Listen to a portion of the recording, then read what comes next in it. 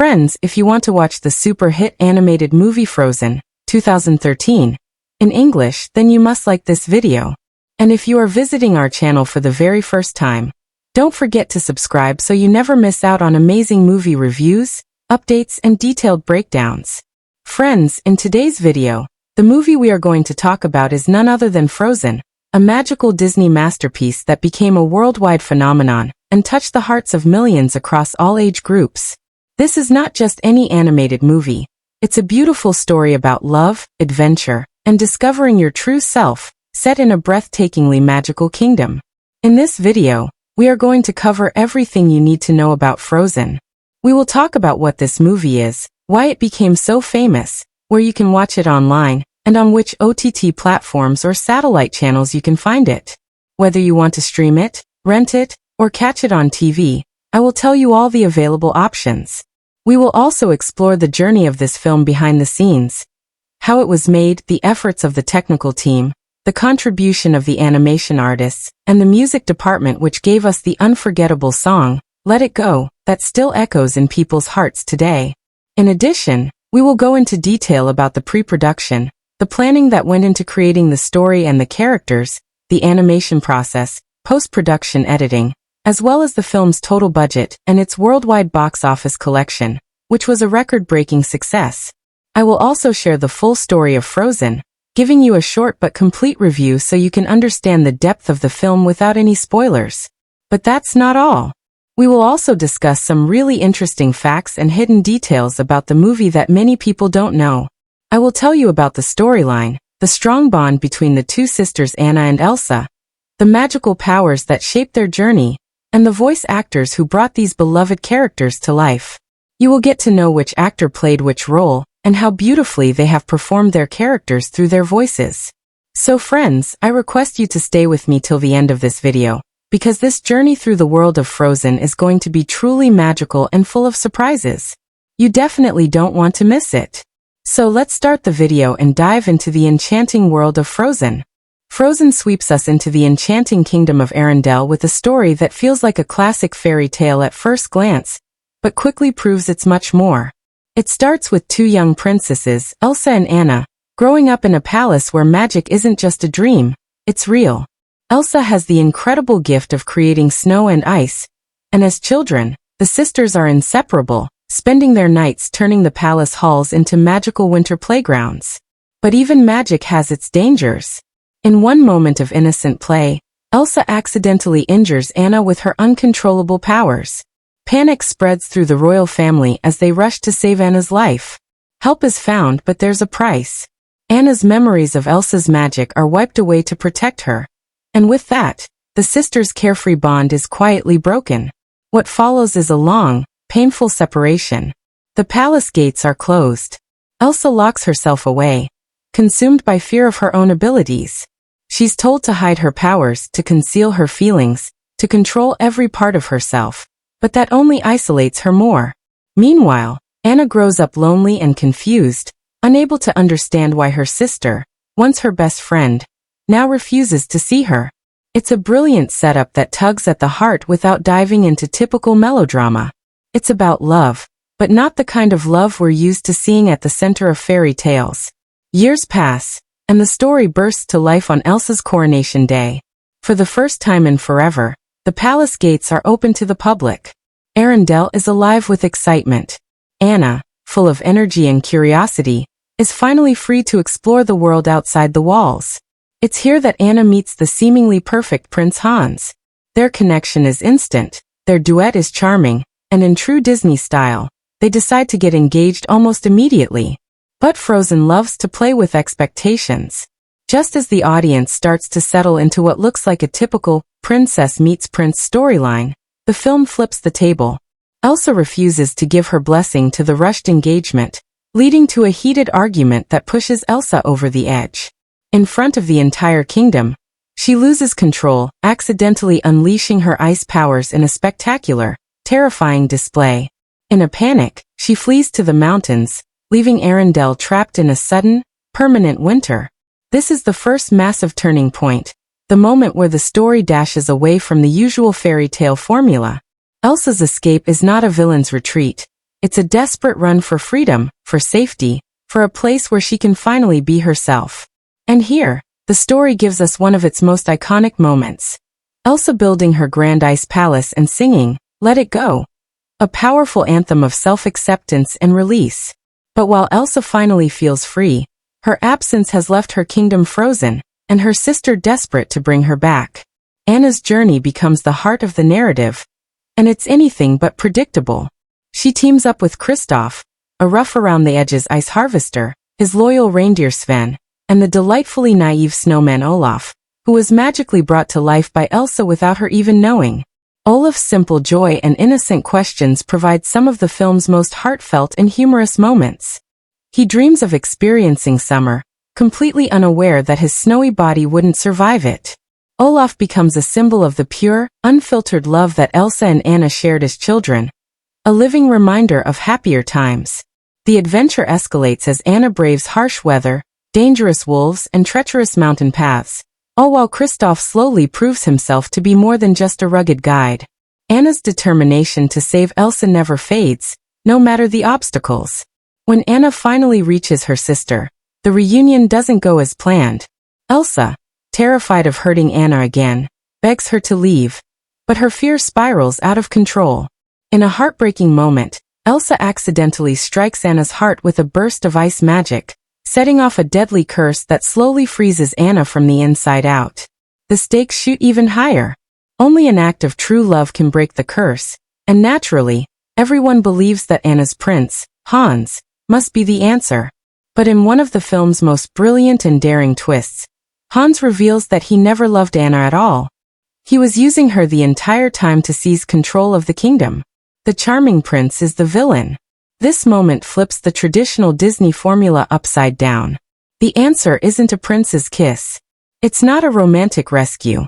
It's something deeper and much more meaningful. As Anna's time runs out, Kristoff rushes back, realizing he loves Anna too.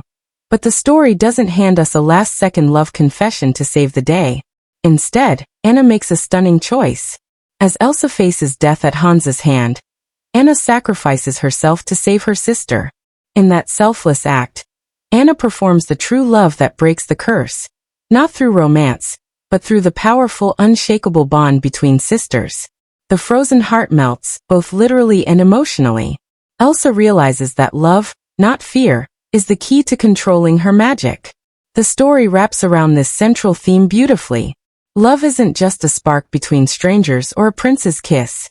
It's the love between family, the courage to accept who you are, and the power to embrace it.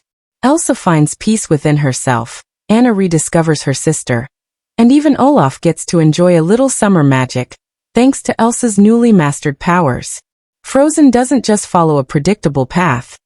It dances around the classic fairy tale structure, teases it, and then boldly creates its own. It doesn't rely on linear, formulaic storytelling. It plays with time, layers its conflicts, and shifts focus in ways that keep you guessing. Every major turn, the palace gates opening, Elsa's outburst, Anna's cursed heart, Hans's betrayal, builds tension and shifts the emotional landscape, keeping the story fresh and exciting all the way through. The narrative isn't just about saving a kingdom.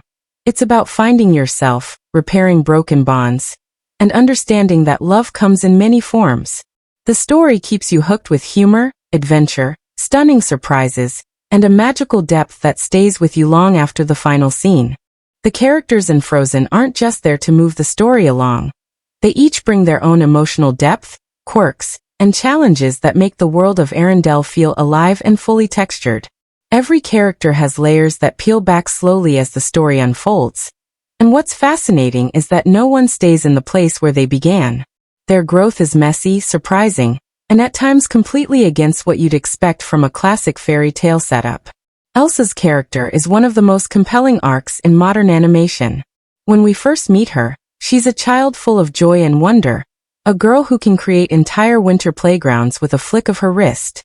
But that joy is quickly swallowed by fear after she accidentally hurts her sister. What's so painful is that Elsa's journey is not driven by ambition or the desire to rule. She doesn't want to be queen. She doesn't want attention. She wants safety. She wants to protect Anna. She wants control. and so she becomes a prisoner of her own powers.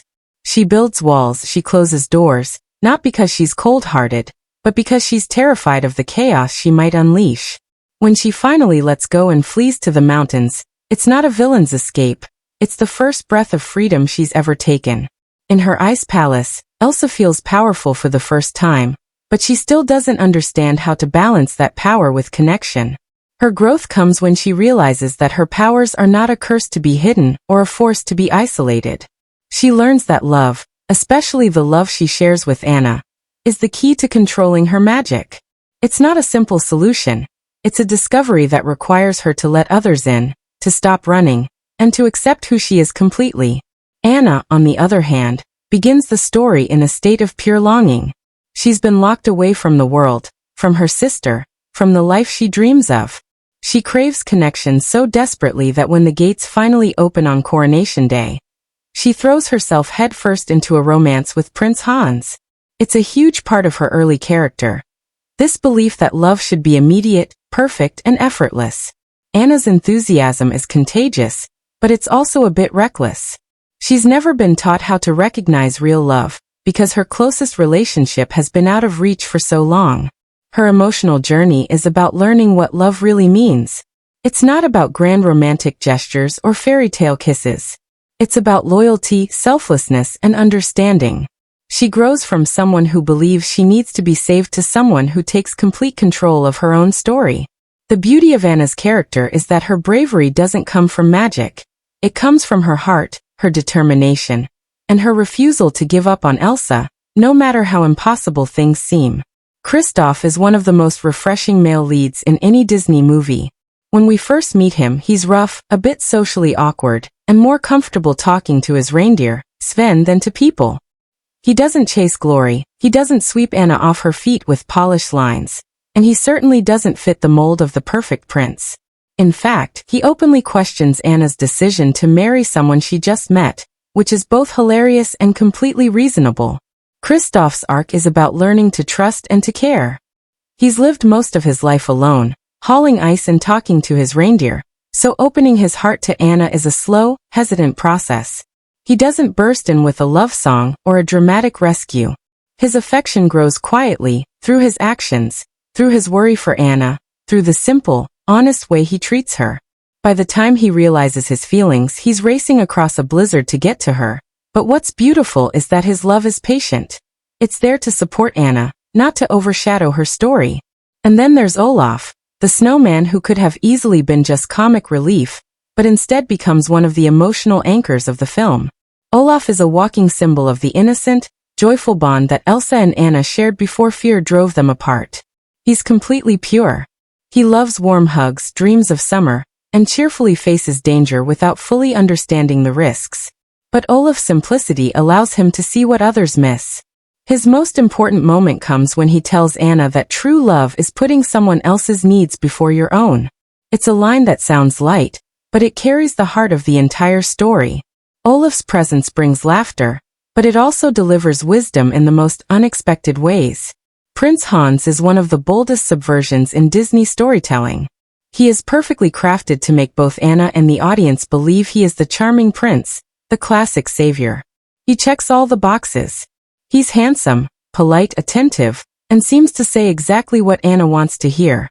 But his entire character is built on manipulation. His twist isn't just a shock for Anna, it's a wake-up call for the entire audience. Hans represents how dangerous it can be to rush into love without truly knowing someone. His betrayal forces Anna to confront the fact that not every fairy tale plays out the way the songs say they will. What's clever is that the movie builds up all the traditional signs of romance. Fast connection, duet singing, a perfect dance, and then tears them down in one brutal reveal. It's a sharp, brilliant move that challenges everything we thought we knew about Disney love stories. The relationship between Anna and Elsa is the golden thread that ties all these characters and arcs together. Their bond drives every choice, every risk, every triumph. It's messy, strained, painful, and complicated, but it's always there. They start as inseparable children, are pulled apart by fear and misunderstanding, and spend the entire story fighting their way back to each other. Their connection is what ultimately saves both of them. And what changes Elsa's understanding of her own magic? Anna's belief in her sister never fades, even when everyone else tells her to walk away. Elsa's realization that love is the answer doesn't come from a prince, or from some ancient prophecy. It comes from her sister's unwavering devotion. Each character's growth feels earned and honest. No one just magically changes overnight. They struggle, they make mistakes, they trust the wrong people, they panic, and they learn through experience. The story lets them fall apart before they figure out how to come back together. And that's what makes their development so satisfying to watch. The characters in Frozen aren't perfect fairy tale icons. They're messy, real, and completely unforgettable. The performances in Frozen aren't just about reading lines into a microphone. They are the heartbeat of the film, the very reason the characters leap off the screen and lodge themselves so firmly in the audience's hearts. The cast brings a level of energy, depth, and emotional intelligence that elevates this animated story into something truly unforgettable. What's extraordinary is how each actor doesn't simply play their character. They become their character in a way that makes their voices feel inseparable from the faces we see on screen. Let's talk about Idina Menzel's portrayal of Elsa. Her performance is a masterclass in restraint, vulnerability, and raw emotional release. She perfectly captures Elsa's fear, her hesitation, her self-imposed isolation, but most importantly, she gives Elsa a pulse. Elsa could have easily been a cold, distant figure. She is, after all, the Snow Queen. But Idina infuses her with such trembling humanity that you feel her pain and her confusion in every whispered line. And when she finally lets go, when that iconic song erupts from her, it's not just a song, it's Elsa breaking free from years of suffocating fear. Idina's voice soars in a way that tells the entire story without needing a single visual. The trembling softness when Elsa begs Anna to leave her ice palace. The quiet panic when she accidentally strikes her sister again. These moments are where Idina's nuanced performance shines. She doesn't need loud declarations to show Elsa's torment. Her voice carries the weight of years spent trying to control something she was never taught to understand. On the other end of this emotional spectrum is Kristen as Anna, who is pure energy, curiosity, and open-hearted charm. Kristen brings Anna to life with such unfiltered enthusiasm that it's impossible not to instantly love her. She nails the awkward, impulsive side of Anna, from the way she rushes through introductions to her breathless excitement over meeting new people. But Kristen's real magic is in how she balances Anna's lightness with deeply felt emotion. When Anna is excited, Kristen's voice races, practically tumbling over itself. When Anna is nervous, you can hear the crackle of hesitation. And when Anna is heartbroken, when she realizes Hans has betrayed her, Kristen's delivery hits like a quiet, devastating blow. She gives Anna this multi-dimensional life where every laugh, every stumble, and every moment of bravery feels like it's coming from someone real. Anna isn't the typical perfect princess. She's messy, impulsive, and full of heart, and Kristen's performance captures every bit of that beautifully. Jonathan Groff's Kristoff is like a breath of fresh mountain air. What's brilliant about Jonathan's performance is how he plays Kristoff as both hilariously blunt and surprisingly gentle. He's not the dashing, smooth prince. He's a little rough, he's a bit awkward, and he talks to his reindeer as if it's the most normal thing in the world. Jonathan brings a dry humor to Kristoff that lands perfectly, and his chemistry with Kristen Bell's Anna sparkles in every scene. What makes Jonathan's performance stand out is that he gives Kristoff this quiet, unspoken kindness. Kristoff's affection for Anna doesn't come with dramatic speeches. It's in the small things he does, the way his voice softens when he talks to her, the subtle concern that creeps into his tone when Anna is in danger. And let's not forget the scene where he voices both Kristoff and Sven in a hilariously straight-faced solo.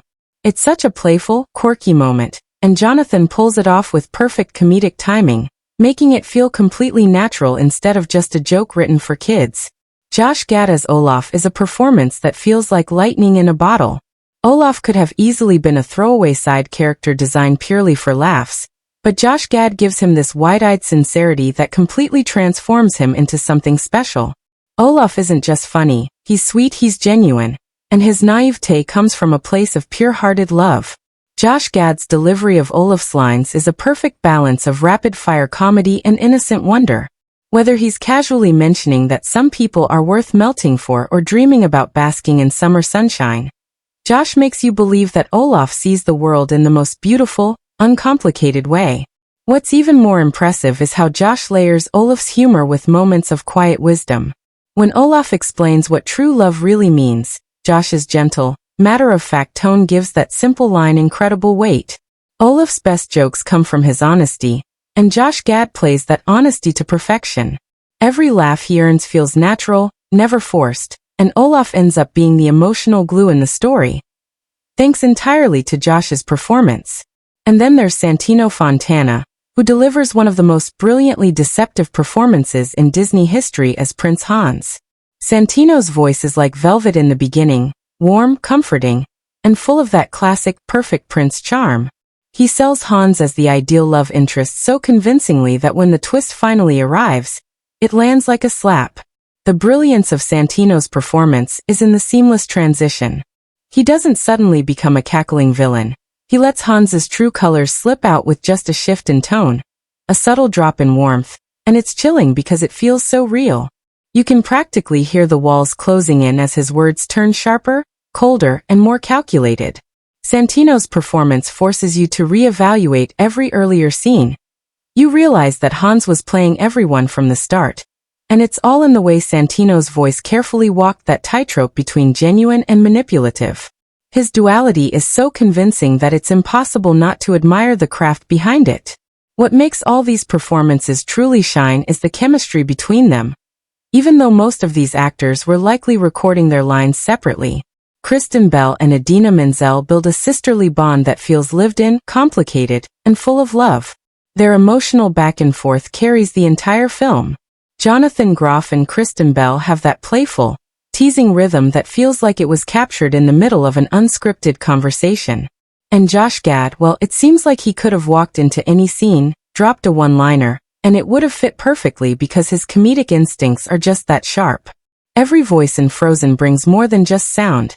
They bring texture, life, and a sense of genuine connection. These performances are not just about saying lines in the right tone.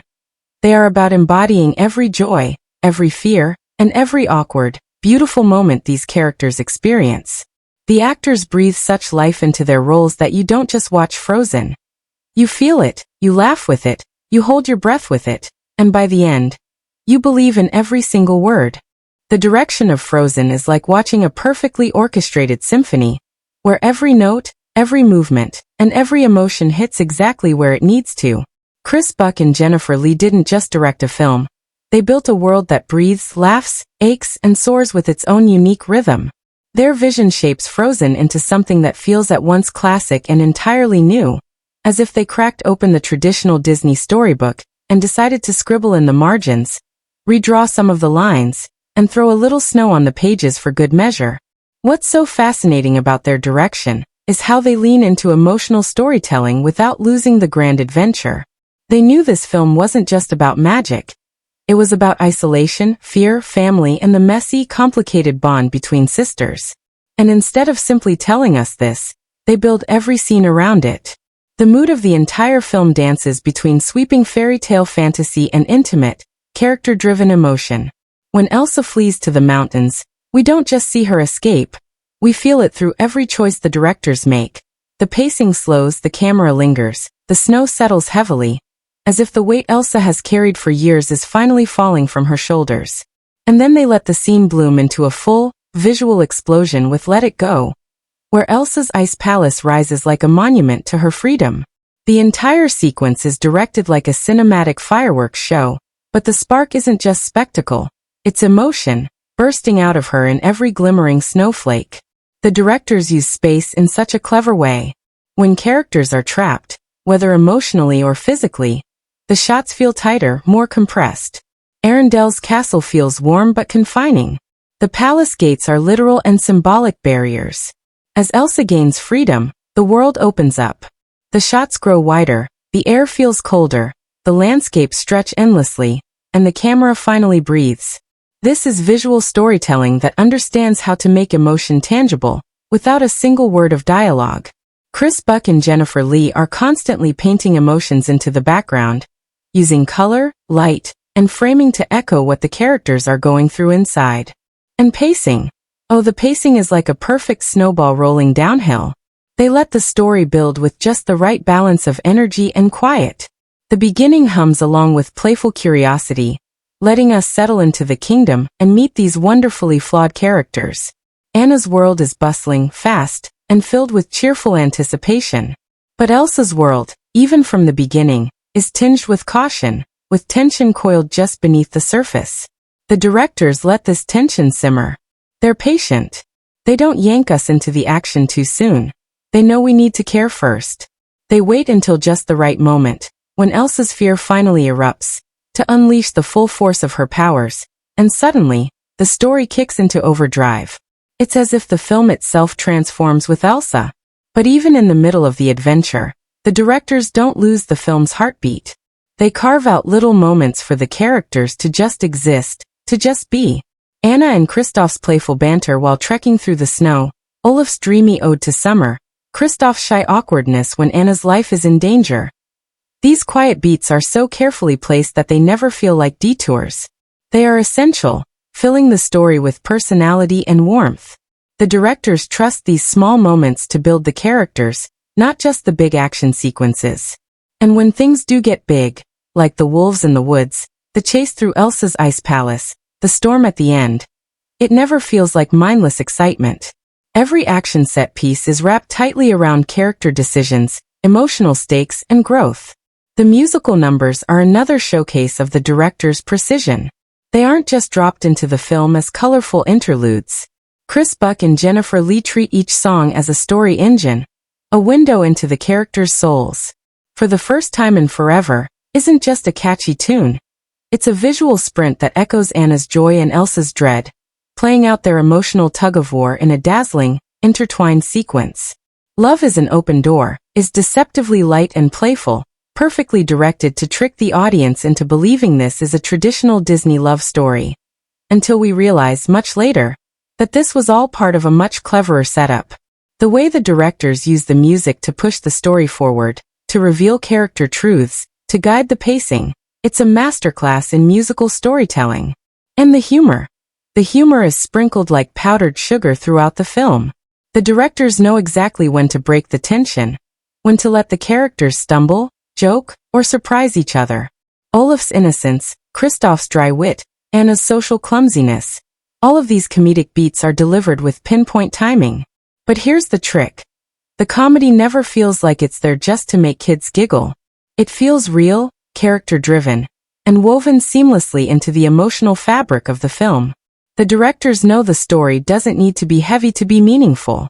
They let the characters breathe, stumble, laugh, and grow in a way that feels delightfully human, even if they are, technically, animated.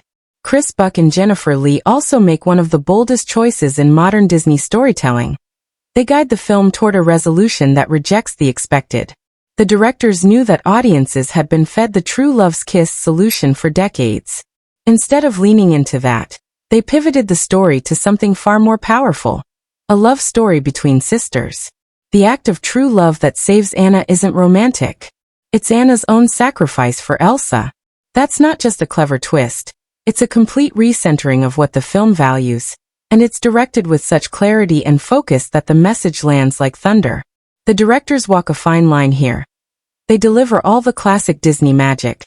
Castles, princes, magic powers, adorable sidekicks. But they guide the story toward something deeper, something that rewrites what it means to be a hero. And visually, the film is stunning because the directors push every frame to tell the story.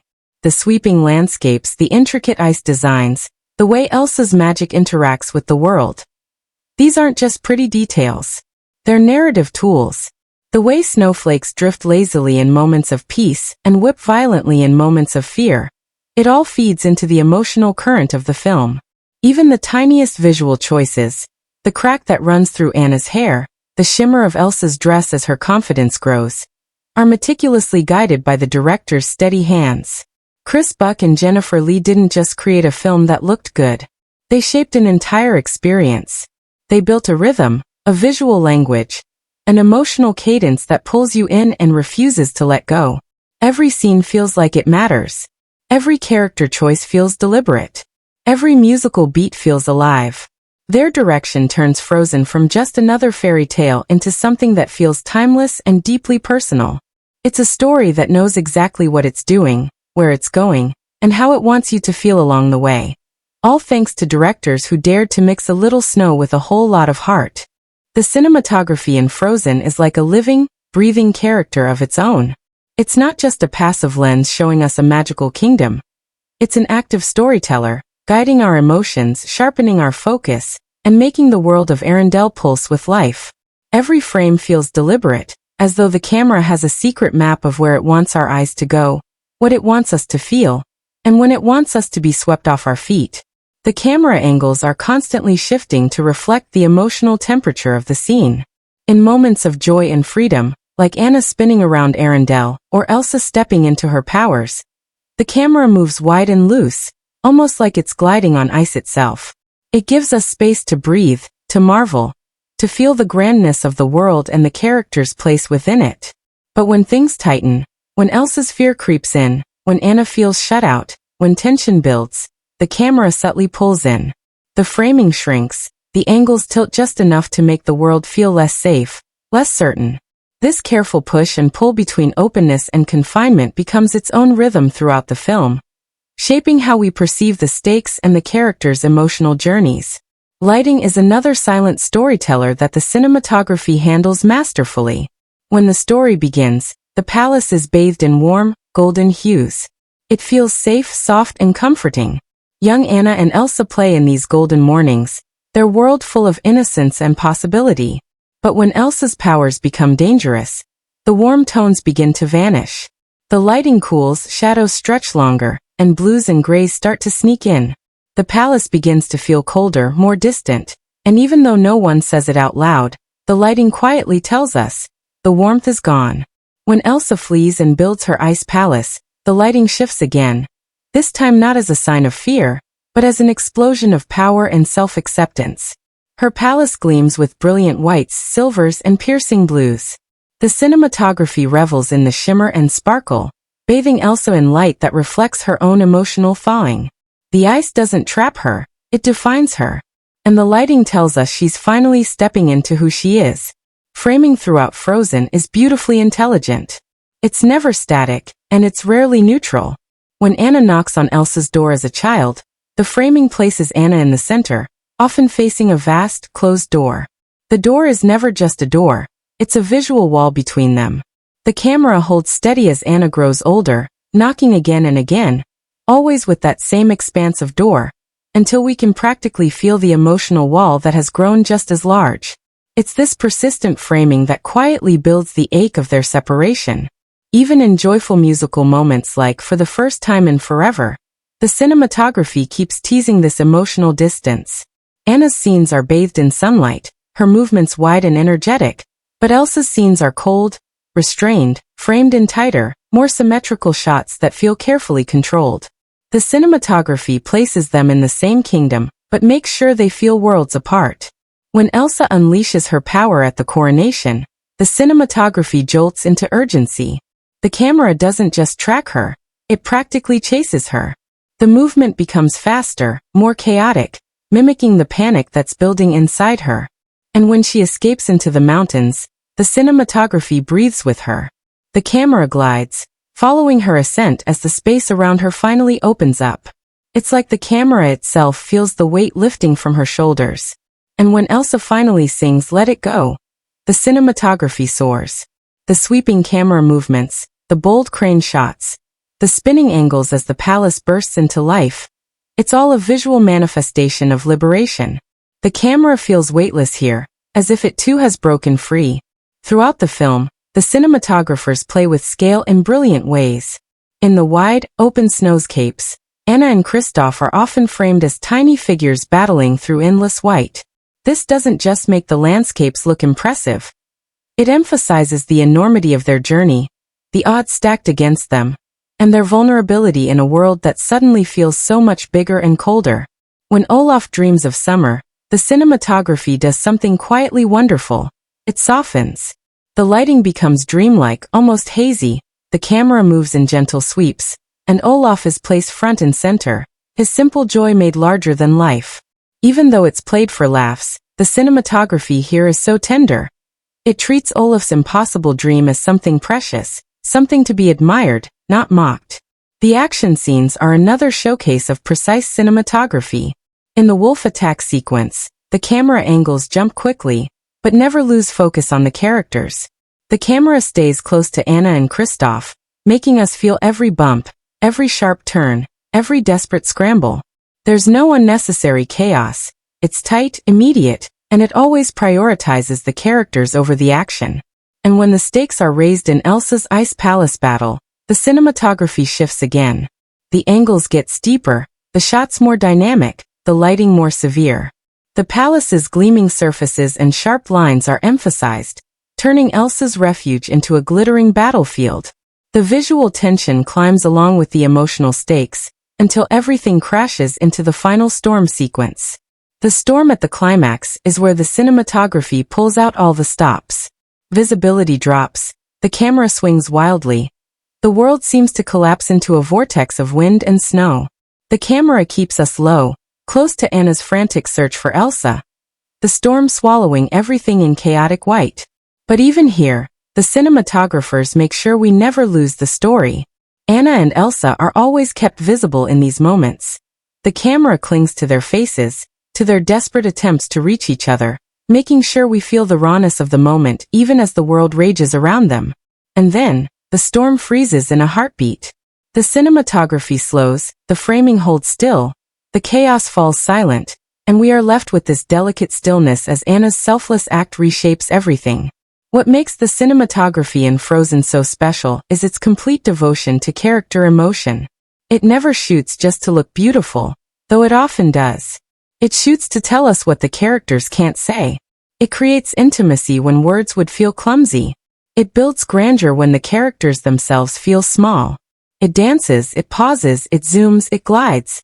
It does whatever the story needs in that moment. Whether it's tracking the playful energy of a sister's dash through the castle, framing a lonely queen against a vast expanse of ice, or capturing the quiet ache of a closed door, the cinematography is always working, always shaping the way we feel the story. It is quite simply the silent heartbeat of Frozen's visual magic. The editing and pacing of Frozen are the secret ingredients that keep the movie moving like a perfectly timed sleigh ride through the snowy mountains, smooth, exciting, and always knowing when to speed up and when to slow down. It's not just about stitching scenes together, it's about guiding our emotions, deciding when to let a moment breathe, and when to cut sharply into the next. The editors of Frozen didn't just create a timeline. They crafted a rhythm that syncs beautifully with the story's emotional highs and lows, always staying one step ahead of the audience's attention span. Right from the start, the editing sets a playful and quick pace. The introduction of young Anna and Elsa is full of quick, lively cuts that mirror the boundless energy of childhood. The scenes jump from one little adventure to the next with almost musical precision, capturing the way kids bounce from one idea to another. The editing practically skips alongside Anna and Elsa as they build snowmen and giggle their way through the palace. But the brilliance of the editing shines through when Elsa's powers accidentally harm Anna. The movie doesn't drag out the confusion or panic. The cuts become faster, the scenes tighten, the warmth drains from the screen, and just like that, the carefree tone melts into a much more serious, emotionally charged rhythm. One of the most emotionally rich sequences comes with the passing of time during the song. Do you want to build a snowman? It's a masterclass in pacing. The editors don't simply flash a years later title card and move on. No, they carefully layer time through quick but meaningful glimpses of growing distance between the sisters. Each cut to a new year is like a soft heartbreak, and the rhythm of these cuts is perfectly balanced, not too fast to feel rushed, and not too slow to lose the sense of progression. You can feel the weight of each unanswered knock on Elsa's door, and the editors wisely give those moments space to settle. They hold just long enough to let the silence echo before cutting to Anna's next hopeful attempt. The pacing here carries the emotional burden in a way dialogue never could.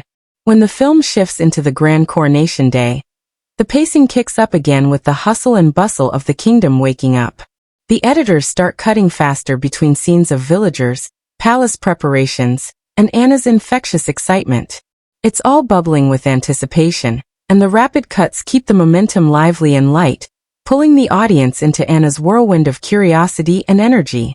The editing lets us ride the wave of her impulsiveness, especially when she meets Hans. Their interaction is quick, their chemistry is fast, and the edits fly back and forth with almost comical speed. It's like the film is sprinting alongside Anna's heart, perfectly matching her dizzying belief in instant love.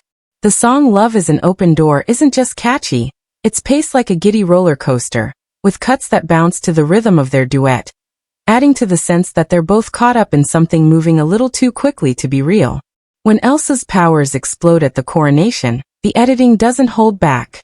The pace accelerates with sharp, urgent cuts that mirror the panic rising around her. As Elsa flees the scene, the editors don't waste a second. The chase moves rapidly, the camera jumps swiftly from shocked faces to Elsa's desperate escape, and the tension is palpable.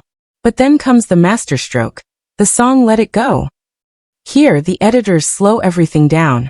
They give Elsa room to breathe, room to transform. The pacing stretches out with wide, sweeping shots and smoother transitions, allowing the audience to feel the grand scale of her self-liberation. The editors give us enough time to marvel at each shimmering snowflake, each rise of her ice palace, without dragging. It's a beautiful moment where the pacing aligns perfectly with the story's heartbeat. Elsa isn't running anymore, she's building, discovering, and the editing lets that moment shine.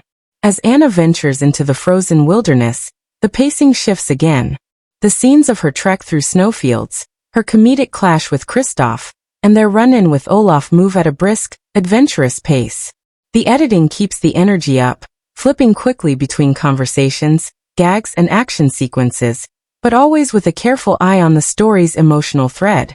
Even during the wild wolf chase, the editors keep the action tight and exhilarating without losing clarity. The cuts are rapid but perfectly controlled. You never lose track of who's where or what's happening. It's chaotic, but not messy, and the rhythm makes the sequence feel thrilling without becoming overwhelming. The pacing becomes more playful when Olaf joins the group. His comedic timing is a gift, and the editors know exactly when to let a beat linger for a laugh, and when to zip ahead to the next gag. Olaf's song in Summer is edited like a visual joke machine. The cuts hop along with his silly fantasies, jumping from one sunny image to another, creating this wonderful mismatch between what Olaf dreams about and what we know would really happen to him in the heat. The editors let the humor land, but they're smart enough to never let a joke overstay its welcome. They keep the pace light, breezy, and full of charm. Even as the characters bond and the emotional stakes rise, the pacing remains sharp. The scenes never drag. The editors keep things moving while giving just enough breathing space for the developing relationships to feel genuine. When Anna confronts Elsa in the Ice Palace, the editing ramps up tension again. The scene builds quickly from heartfelt pleading to explosive action, with the cuts tightening, the rhythm pulsing faster, and the whole sequence becoming a swirl of sharp edges and raised stakes. The pacing is relentless here but not rushed. The editors know this is a turning point, and they cut to the core of the emotion while driving the story forward. The storm sequence at the climax is a hurricane of smart editing. The cuts are frantic, switching between the collapsing ice, the fierce wind, and the desperate faces of Anna, Elsa, and Kristoff. It's a controlled chaos. The rhythm is wild, but the editors never lose the audience. They jump rapidly from beat to beat, but they always return us to the emotional through line. Anna's mission to save Elsa. When Anna's sacrifice freezes her solid, the editing pulls everything to a sudden, deliberate halt. The storm stops, the cuts slow, the rhythm flattens to silence. The editors hold the frozen moment just long enough for us to feel the crushing finality. And then when the thaw begins, the pacing softens again, the cuts becoming smoother, more graceful, as warmth and life return to the story. Throughout the entire film, the editors juggle musical numbers, action set pieces, comedic interludes, and deep emotional beats without ever losing momentum. The rhythm of Frozen is like the pulse of a great song. It speeds up when you want it to, it pauses at the perfect emotional notes, and it never lets you feel like time is dragging. The editing is so precise that you glide through the story, never realizing how effortlessly you've been carried along until you reach the end. It's a rhythm that dances with the story's emotions, shaping every laugh, every gasp, and every quiet, heartfelt moment with the perfect beat. The soundtrack and score of Frozen do not simply accompany the film, they define it. This isn't just background music humming along while the characters move. The soundtrack is the pulse, the breath, the very DNA of the story. From the very first frame, the sound sweeps us into a world of ice and magic with that haunting, primal chant that echoes over the snowy peaks. It's like the film is whispering that something ancient, something powerful, is about to unfold. That chant doesn't scream for attention, but it leaves an imprint, a subtle signal that this is more than just a typical fairy tale. As the story moves forward, the music takes on a role that's much larger than just filling silence. It becomes the storyteller's secret weapon. Every single song is designed to peel back the layers of the characters, to transport the audience directly into their hearts and minds. When Do You Want to Build a Snowman? Begins, it doesn't just deliver a tune you can hum. It unfolds like a musical time machine. Each verse carries us years into the future, through childhood giggles, aching loneliness, and the slow collapse of a once close bond. The song transforms into a bridge that spans not just time, but emotional distance. The way the music changes subtly from playful to tender to quietly heartbreaking is like following Anna's heartbeat as she knocks, again and again, on Elsa's door. It's not just a song, it's Anna's entire life condensed into a melody.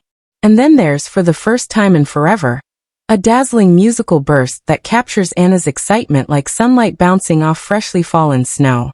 The tempo is quick, her words tumble over each other with joy, and the orchestration practically gallops forward as if it can barely keep up with her. The genius here is how the music splits when Elsa joins in. Suddenly, the track carries two completely different emotional threads. Anna's melody is still light, still full of wonder, but Elsa's lines are laced with hesitation and a quiet, almost trembled restraint. It's like the orchestra is playing a game of emotional tug-of-war, with the score wrapping both sisters' feelings into one piece but pulling in opposite directions. It's thrilling to hear because you can actually feel the unspoken tension in the music itself. But let's talk about the crown jewel, the song that took over the world. Let It Go. When this song arrives, the film doesn't simply pause for a musical number, it elevates. The entire scene becomes Elsa's grand declaration of freedom, and the music rises like a storm blooming into a blizzard. The progression of the melody matches her transformation perfectly. What starts as shaky and tentative quickly swells into a sweeping, fearless anthem. The score underpins the song with sparkling layers of strings, icy percussive hits, and that rising, glacial wind that seems to push her higher and higher. It's not just that Elsa is singing. The music is building her palace, shaping her confidence, pulling her away from fear. The score here isn't content to sit quietly behind the vocals. It surges forward, wraps around Elsa, and dares you to try and resist its pull. What makes the music in Frozen so exceptional is how it understands silence. The soundtrack knows when to stop, when to let the absence of sound carry the moment. When Anna sacrifices herself for Elsa near the end, the score retreats. It doesn't compete with the scene. It lets the cold, the stillness, and the heartbreak sit with us. That silence is deafening, more powerful than any thunderous swell could have been. And when the thaw begins, the music tiptoes back in, slowly warming the moment, like the first rays of sunlight on frozen ground. The way the score flows back into the scene is so gentle, so precise, that you can almost feel the emotional frost melting right alongside Anna. And yet, the soundtrack isn't always serious and heavy, it knows how to play. Olaf's in Summer is a perfect example of musical comedy done right. The arrangement is absurdly cheery, with bouncy brass, twinkling xylophones, and sunshine-soaked melodies that fully commit to Olaf's hilarious misunderstanding about his place in the world. What makes it brilliant is that the music itself doesn't wink at the audience. It plays the fantasy completely straight, which actually makes the joke land even harder. Olaf's dream is ridiculous, but the score fully supports him, as if nothing could possibly go wrong with a snowman enjoying the beach.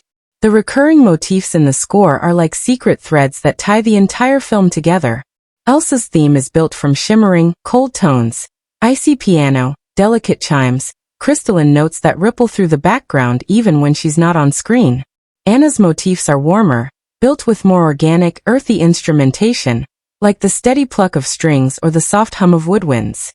These musical fingerprints quietly follow the sisters throughout the story, and the score knows exactly when to blend them, when to let them collide, and when to finally bring them together in harmony. It's not just clever, it's emotionally satisfying in a way that feels almost subconscious, as if the music is guiding your feelings without you even noticing. The pacing of the soundtrack is another marvel. The songs never overstay their welcome. They hit, they soar, they move the story, and then they step aside just in time for the next scene to breathe. Even the transitions from dialogue to music feel seamless. There's never that awkward moment where you're waiting for a song to kick in. It flows so naturally that it feels like the characters simply couldn't speak anymore. They had to sing. The action sequences are driven by scores that know how to keep the adrenaline pumping without stealing the spotlight. When Anna and Kristoff face off against wolves, the music tumbles and races alongside them, full of playful brass and rolling percussion that feel a little clumsy, just like their chaotic escape. The score adds energy without ever turning into loud noise. It's there to lift the scene, not drown it. By the time the credits roll, the soundtrack of Frozen has done something remarkable. It's not just a collection of songs you remember, it's a map of the film's emotional journey. The melodies stick with you because they were the heartbeat of the story. The score never once feels like it's simply background music. It's always leading, always shaping, always adding depth. It's funny, tender, thrilling, and sometimes completely silent at just the right moments.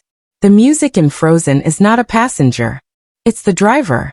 It's the invisible storyteller that holds your hand, lifts your spirit, and lets you soar right alongside Elsa, Anna, and Olaf through every twist, turn, and frozen wonder. Let's take a deep dive into the themes and messages of Frozen, because this movie is not just about a princess with magical powers or a sister on a rescue mission. It's a story wrapped in layers, like a snowflake, intricate and unique the closer you look. Beneath the icy mountains, shimmering dresses, and enchanted castles lies a movie that's quietly rewriting the rulebook on what animated fairy tales can say and how they can say it. The boldest, most refreshing theme is the film's radical redefinition of true love. In almost every classic animated story that came before, true love is a prince's kiss, a wedding, a happily ever after with hearts and fireworks. Frozen politely pushes that idea aside and says, what if true love isn't romantic? What if it's something deeper? The film dares to tell kids and adults that the most powerful kind of love doesn't always come from someone you just met at a party. It can come from your family, the people who know you, who've grown up with you, who've knocked on your door for years even when you've stopped answering. Anna's love for Elsa is messy, relentless, and not tied up in a neat little bow. She doesn't love Elsa because Elsa's perfect. She loves her because she's her sister, and nothing, not even a snowstorm, can break that bond. The film doesn't just introduce this idea, it builds its entire emotional climax on it. That's a pretty bold move for a story that starts with coronations and fancy ballrooms. But the movie isn't just about love, it's also a profound exploration of fear. Elsa's powers aren't just sparkly tricks. They're a metaphor for parts of ourselves we're afraid to show. Elsa is taught from a young age that who she is must be hidden, locked away, never spoken of. She spends most of her life running from her own abilities, not because she's bad, but because she's terrified of hurting someone.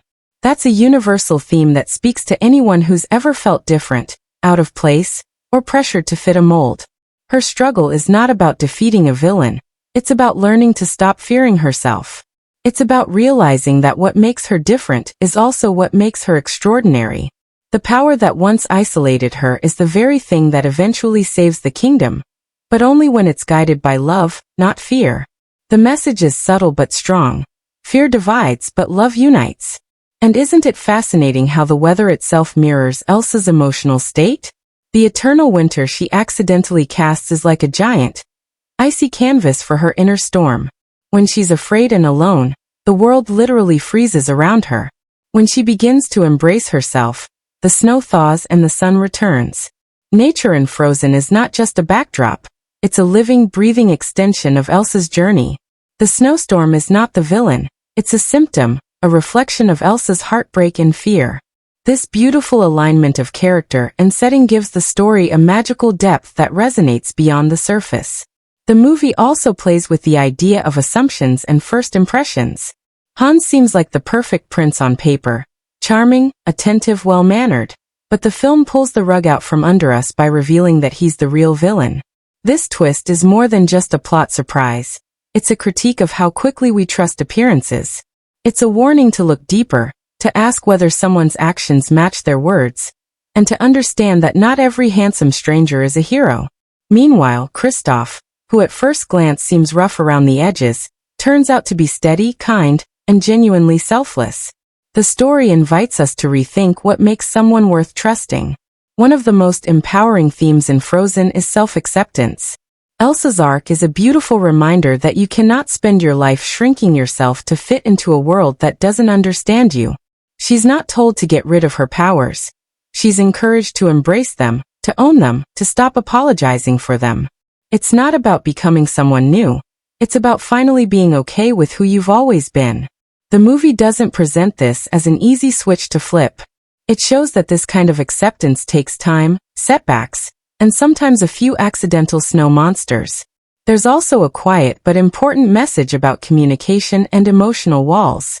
Elsa literally shuts Anna out by closing her bedroom door, but more importantly, she emotionally closes her off for years. Her silence isn't meant to be cruel. It's driven by the misguided belief that distance will keep Anna safe. But Frozen gently teaches that shutting people out only makes the pain worse. Anna never stops knocking, never stops reaching out, and her persistence is what eventually breaks through Elsa's icy defenses. The film shows that real connection takes patience, vulnerability, and a willingness to have uncomfortable conversations, even when you're scared of what might happen. And let's not forget Olaf. At first glance, he seems like the comic relief, but Olaf is more than just a walking snow joke. He's the embodiment of pure-hearted love and optimism. His dream of basking in the summer sun is hilariously impossible, but it's also beautifully symbolic. Olaf loves without fear. He shows us that sometimes love is not about logic. It's about standing by the people you care about, even if it means melting for them. His sincerity, his loyalty, and his unshakable joy add a softness to the story that balances the heavier themes. The pacing of love is another theme that Frozen unpacks with care. Unlike so many fairy tales where love is instant, Frozen deliberately slows it down. Anna's whirlwind romance with Hans is a cautionary tale about rushing into relationships based on surface-level charm. Her growing friendship and eventual affection for Kristoff takes time. It's filled with awkward moments, disagreements, and quiet trust-building. The film nudges us to understand that love, whether romantic or familial, is not a race. It's a journey.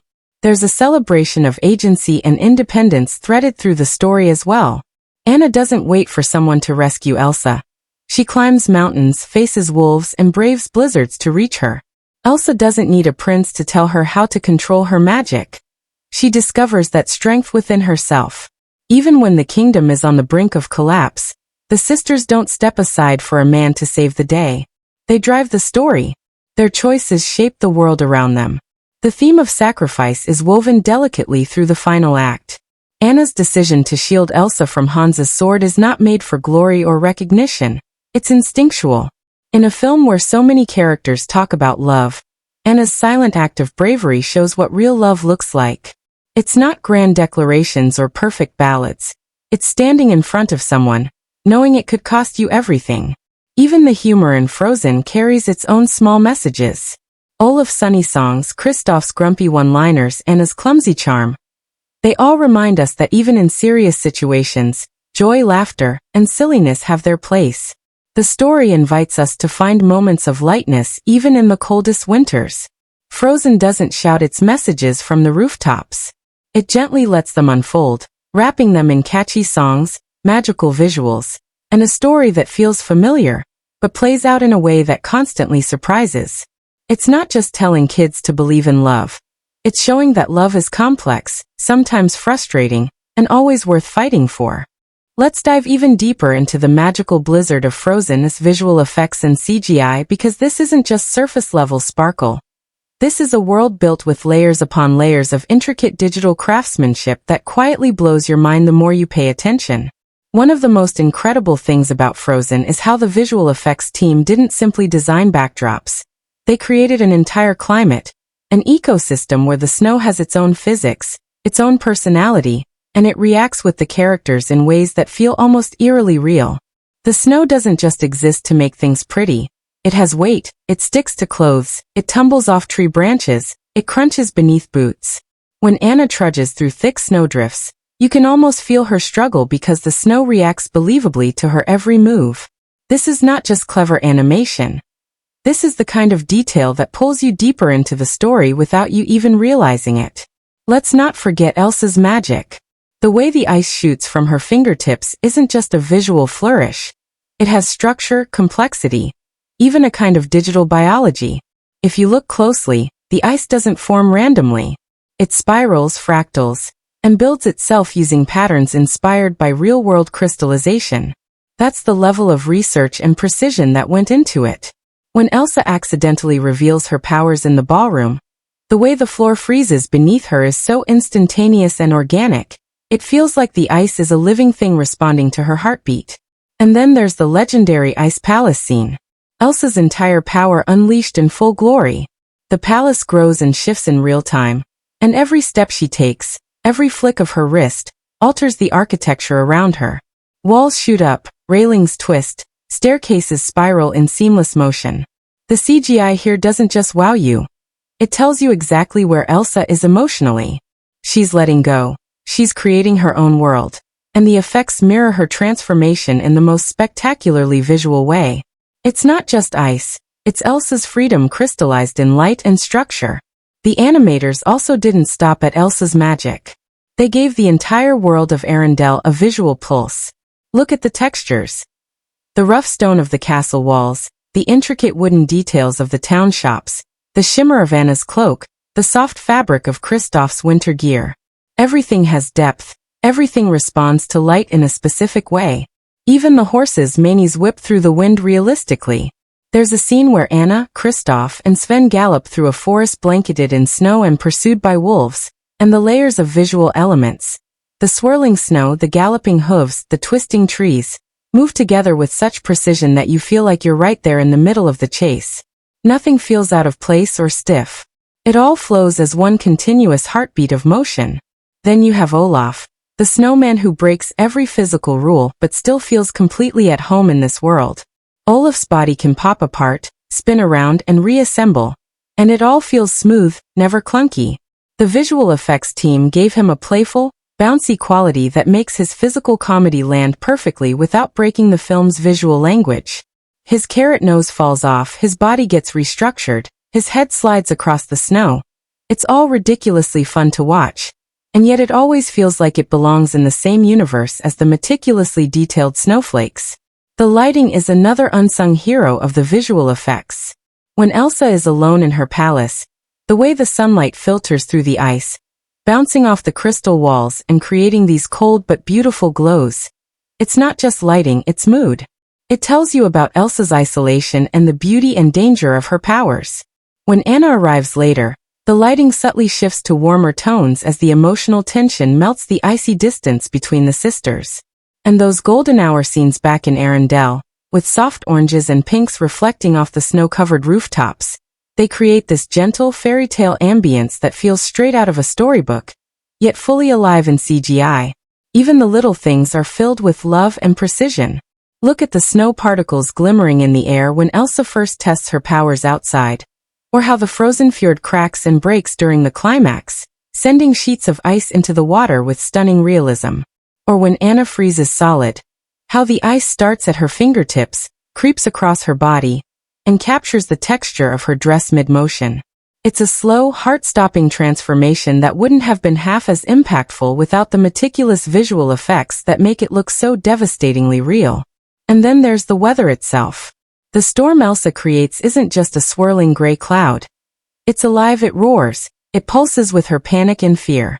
The snowflakes whip past the screen, the wind howls, the ice thickens. These aren't just background elements. They are active, aggressive parts of the story, all driven by the visual effects. The snowstorm feels like an extension of Elsa's emotional turmoil, and the CGI makes you feel that connection. What's genius about Frozen's visual effects is that they don't scream for attention. They're not just there to say, "Look at this." Instead, they quietly draw you in, scene by scene, until you realize you've been completely transported into this world. Every snowflake, every shimmering icicle, every gust of frosty wind serves the story, the characters, and the emotions. The effects don't overpower, they elevate. They blend the fantastical and the realistic so smoothly that you never question the magic for a second. And that is the true power of Frozen's visual effects. They make you believe. Let's explore the world of Frozen even further because the set design and locations are absolutely brimming with thoughtful layers, cultural inspiration, and visual storytelling that constantly shape the characters' journeys without ever shouting for attention. From the very first frames, the Kingdom of Arendelle doesn't just look like a picture-perfect fairy tale. It feels tangible, like you could walk its cobblestone streets, smell the crisp mountain air, and hear the echo of footsteps bouncing off the castle walls. The creators of Frozen didn't just sketch out a generic village. They pulled deep from the roots of Norwegian culture, infusing the entire kingdom with visual authenticity. The castle's architecture, the pointed roofs, the intricate floral patterns carved into wooden doors, and the embroidery on the characters' clothing all feel meticulously designed to transport you to a place that's not only magical, but also rooted in a believable cultural heritage. The castle itself isn't just a grand backdrop. It evolves throughout the story as a silent participant in the narrative. When Elsa and Anna are children, the castle feels warm, open, and filled with life. But as Elsa's powers are hidden away, the castle shifts. Long, cold hallways stretch endlessly. Heavy doors remain shut. The once vibrant rooms feel hollow and distant. It's as if the castle walls themselves are mourning the loss of the sisters' connection. When the gates are closed, the entire kingdom feels smaller, restrained, locked away just like Elsa's emotions. But when those gates swing open for the coronation, the colors seem brighter. The village buzzes with energy, and suddenly, the same castle feels like it's breathing again. That's the genius of the set design. It subtly changes the emotional temperature of the story without saying a word. The village of Arendelle is no bland backdrop either. Every market stall, every signpost, every snow-dusted rooftop seems handcrafted. The streets curve in ways that suggest real people live there. People who go to the baker's shop, who fish along the docks, who gather in the town square for celebrations. The fjord cutting through the village isn't just there for scenic beauty. It's a vital part of the story's geography, a natural divider that later becomes the stage for Elsa's dramatic escape and the film's final emotional confrontation. The town feels alive because the design invites you to imagine all the small stories happening in the background while Anna and Elsa's journey takes center stage. But then we step outside the safety of the castle walls, and the real magic begins to unfold in the untamed wilderness beyond Arendelle. The forests are not just painted scenery, they are thick, with layers of snow clinging to pine branches, and pathways where the crunch of footsteps feels real. When Anna and Kristoff first travel through the woods, you can sense the danger and the adventure, not because anyone tells you so, but because the towering trees, the dim lighting, and the endless white expanse create a sense of isolation. The snowdrifts aren't just decoration, they're obstacles that shape the rhythm of their journey. The props like Kristoff's weathered sled aren't just tools. They become trusted companions in this rugged, unpredictable landscape. And then comes one of the most breathtaking transitions in the film. The journey to the North Mountain. This isn't just a pretty slope covered in glittering snow. It's a visual and emotional climb. As the characters ascend, the set design amplifies the scale, making you feel the biting cold and the dizzying heights. The mountain is a symbol of Elsa's self-imposed isolation, and the winding, treacherous paths reflect just how difficult it is to reach her emotionally. Every rock formation, every precarious ledge, every gust of snow is part of the climb, part of the story. When Elsa finally creates her ice palace, it's not just a set piece. It's a landmark in her emotional journey. The palace is pure, untamed creation. The spiraling staircases, the translucent walls, the delicate balconies. These aren't random visual choices. The sharp, angular design speaks to Elsa's need for control. The glittering, clean surfaces show the beauty she's capable of when she's free to express herself. And yet, despite its magnificence, the palace is starkly empty. No other furniture, no signs of life, because deep down, Elsa is still alone. The attention to detail is so immersive that even the tiniest locations have charm and narrative weight. Oaken's trading post, tucked away in the middle of nowhere, isn't just a quirky pit stop. The design of the cozy wooden interior, the steaming sauna, and the cluttered shelves full of odd supplies instantly tell you who Oaken is. A man of hospitality and humor in a cold, isolated world. His trading post feels like the kind of place you'd stumble upon in real life on a snow-covered trail, and its unexpected warmth and charm contrasts wonderfully with the harsh conditions outside. Then we visit the Troll Valley, which is unlike anything else in the film's world. The lush greenery, the soft glowing stones, the earthy pathways, it's like stepping into a hidden magical nook. And the way the trolls blend perfectly with the rock formations adds to the wonder. You feel like you've been let in on a secret. Even in this tiny pocket of the story, the set design is filled with life and subtle humor. You can almost imagine the trolls rolling through the mossy clearings when no one is watching. As the story builds to its climax, the locations become increasingly more dynamic. The frozen fjord isn't just a pretty visual, it's a treacherous surface that cracks and shifts underfoot, adding to the tension and urgency. The use of the wide open space framed by snow-covered mountains provides a grand, theatrical stage for the final emotional showdown between Anna and Elsa. The setting allows the emotions to spill out on a scale as big as the world itself. The props throughout the film continue to deepen the sense of realism. Kristoff's worn harness for Sven, Anna's travel cloak, the lanterns that flicker in the storm, the coronation gloves that symbolize Elsa's need to conceal her powers. Every object feels like it belongs in this carefully constructed world. Nothing is random, nothing feels like a generic fairy tale accessory. Even the sleigh is not just a means of transportation. It's Kristoff's livelihood, his home, his identity as an ice harvester. And when it's lost during the wolf attack, it's not just a prop breaking, it's a personal loss. The beauty of Frozen's set design is that it doesn't try to overwhelm you with sheer spectacle. Instead, it focuses on building a world that is richly textured, emotionally resonant, and visually cohesive. Every location, every prop, every decorative element is carefully chosen to deepen the characters' stories and pull you further into their world. The way Arendelle's vibrant village life contrasts with the lonely expanse of the North Mountain, the way the warm, cozy interiors balance against the cold, pristine ice palace, all of it serves the story. It's a world that feels alive, waiting for you to explore every snowy path and peek behind every intricately carved wooden door.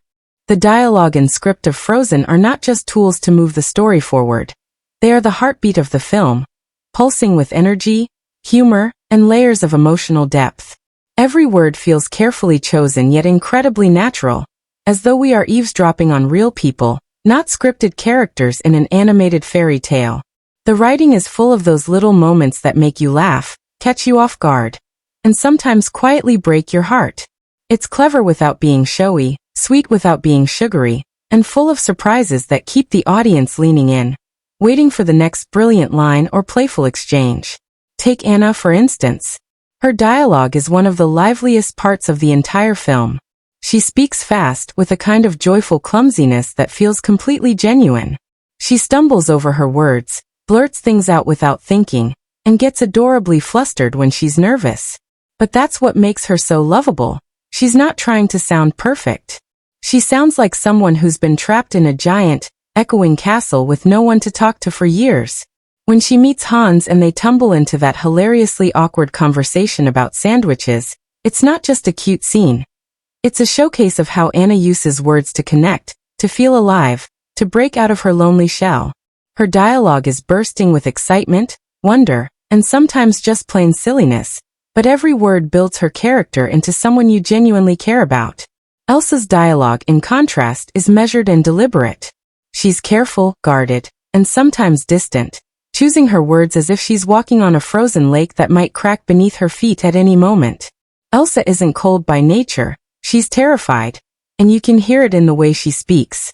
When she tells Anna to leave her ice palace, the words come out firm and controlled, but you can sense the tremble underneath. Elsa's sentences are often short, clipped, as if she's afraid that letting her emotions leak into her words might unleash the very power she's trying to hide. But when she finally lets go, literally and emotionally, in the famous Let It Go scene, her language changes completely. Suddenly, her words are free, soaring, and unapologetic. It's not just a musical number, it's her voice finally unleashed. Kristoff's dialogue is a delightful contrast to both Anna and Elsa. He's the grounded one, the realist, the one who talks like he's seen it all and would really rather not get involved. His conversations with Anna are filled with dry humor and sarcastic jabs, but underneath that tough exterior is someone who's slowly learning to trust and open up. Kristoff's bluntness is hilarious. When he challenges Anna about her decision to marry Hans after one day, he's not just poking fun. He's bringing a real-world logic that slices through the fairy tale fluff. And then there's his habit of talking for Sven, his reindeer. It's a brilliant writing choice. It's not just a running joke. It tells us that Kristoff is lonely, that his best friend is a reindeer, and that somewhere inside he still believes in the magic of pretending. Through that playful voice swapping, we see Kristoff's warmth and his need for connection, all without him having to come out and say it. Olaf's dialogue is the cherry on top. He's the comic relief, but the writers never treat him like a throwaway joke. Olaf's lines are filled with childlike wonder and sweet, naive optimism. When he dreams about experiencing summer, his words are so pure and sincere that you can't help but fall in love with him. And then comes the line that defines him. Some people are worth melting for.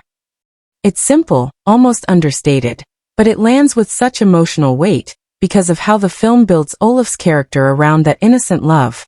His words, often delivered with a wide-eyed curiosity, bring moments of unexpected wisdom, and the script lets him be both the funniest and sometimes the most touching character in the room. The supporting cast gets their moments to shine too.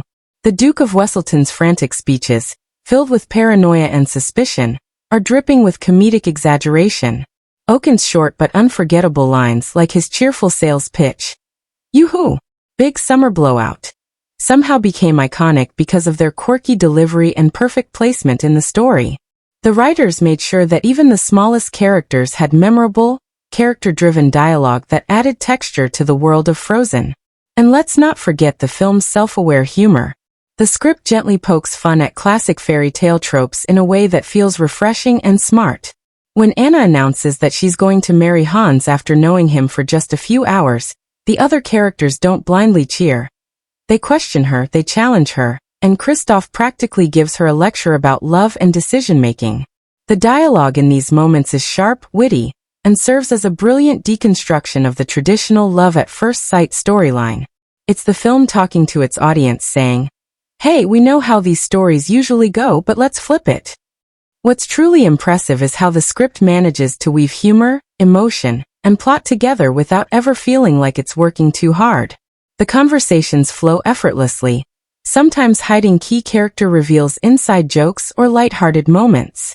Hans's smooth, flattering words seem perfect on the surface, but looking back, his dialogue was always just a little too perfect, a little too rehearsed. His betrayal hits even harder because his words were his weapon all along, a subtle layer of manipulation that the script carefully laid out without flashing neon signs. And then there's the silence. The film knows when to let a moment breathe, when no words are needed.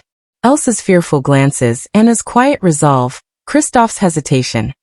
All of these moments speak volumes without a single line of dialogue. It's the perfect balance between what's said and what's left unsaid, and the script trusts the audience to feel those silences. The writing in Frozen never forgets that it's telling a story about relationships, sisters, friends, trust, betrayal, love in all its forms. The dialogue feels real because it captures those awkward pauses, those spontaneous jokes, those heartfelt admissions that people say when they let their guard down. Every line feels like a piece of a much bigger puzzle, connecting characters to each other and pulling the audience deeper into their world. In the end, Frozen gives us a script filled with lines that linger in your mind, whether it's Anna's rambling excitement, Elsa's trembling resolve, Kristoff's dry sarcasm, or Olaf's wide-eyed wonder. The words in this film don't just tell a story, they give the characters life, make us laugh, make us care, and stay with us long after the snow has melted. Frozen is a film that takes the traditional Disney fairy tale formula, puts it in a snow globe, shakes it up, and lets everything fall in an entirely new pattern. It walks into the room wearing the crown of the classic animated musical, but instead of sitting comfortably on the throne of predictability, it tosses the rulebook into a snowstorm. Yes, it gives us the magical kingdom, the royalty, the charming suitor, the talking snowman, and the sweeping musical numbers we expect, but then it flips those expectations on their heads in ways that are both clever and refreshing. Let's start with the core genre itself. Frozen is, on paper, a fantasy musical fairy tale. The recipe seems simple. Princess meets prince, villain rises, magical obstacles appear, love saves the day. But Frozen looks at this blueprint and says, what if we told you love isn't always what you think it is? Instead of the typical love at first sight, this story decides to explore love in a much broader sense, particularly the love between sisters, which is a rare centerpiece in animated fairy tales. Most films in this genre are laser-focused on romantic love as the ultimate goal, but here, romantic love is actually questioned, sidestepped, and even challenged by the characters themselves. When Anna falls for Hans in record time, the film doesn't celebrate it. It practically waves a red flag and calls it out, and that's where the genre subversion begins. The fantasy elements are also deliciously executed. Elsa's ice powers could have easily been the typical gifted princess struggling to control her magic trope, but Frozen takes that idea and runs deeper. Elsa isn't just a magical plot device. Her powers are tied to her emotional state, her fear, her isolation. The film uses fantasy to explore very real, very human themes like anxiety, self-acceptance, and the fear of hurting the people you love. The snow, the ice palace, the magical flurries, they're more than pretty visuals.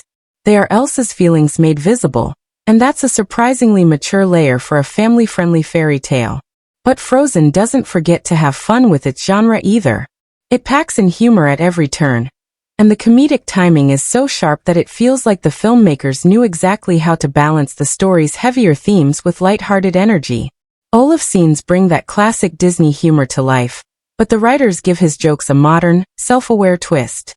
He's not just a silly sidekick. His obsession with summer, his delightfully offbeat logic, and his complete lack of understanding about heat create moments that feel fresh, even though they're sitting comfortably within the boundaries of the genre. His humor isn't just slapstick, it's smart, it's character-driven, and it often sneaks up on you in the best way. When it comes to the film's pacing and use of suspense, Frozen plays with tension in a way that keeps the audience guessing. The movie doesn't rely on big battle sequences or flashy duels to deliver action. Instead, the stakes feel personal. The suspense comes from whether Anna can reach Elsa in time, whether the ice will consume everything, whether Elsa will finally trust herself. There's danger, yes, but it's not about swords clashing, it's about emotions colliding. Even the big confrontation scenes are more about emotional walls than physical ones. And when the film does give us action, like the thrilling wolf chase or the collapsing ice palace, it's swift, exciting, and perfectly sprinkled throughout the story without overtaking it. The villain twist is another genre-bending surprise. For most of the film, Hans walks around wearing the perfect prince disguise. Traditionally, the genre would crown him the hero without question. But Frozen slides the rug right out from under us by revealing that the true villain isn't the one with the magical powers. It's the one with the smooth words and charming smile.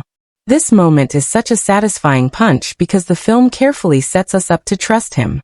It plays into the fairy tale clichés just long enough to make the betrayal sting. And what's brilliant is that Elsa, who would have been the villain in a more old-school story, is not the monster here. She's the one who needs saving, but not in the damsel in distress way.